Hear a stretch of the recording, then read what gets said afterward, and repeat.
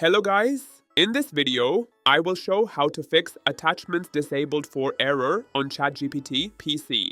If you press the plus icon and find that you cannot upload an image or perform other steps, simply press on the chat option. If you are using the Pro version, you just need to switch to a different model, such as GPT-4. Once you change the model, the upload button will no longer be disabled, allowing you to upload photos and use extra features. The image upload option only works when certain models are active. If you're on the free default, like GPT 3.5, the button may stay disabled. Switching to a Pro model, GPT-4 or other available ones, unlocks the upload and vision tools. If this video helped you, don't forget to like, subscribe, and click the bell icon for more helpful tech tips. Thanks for watching.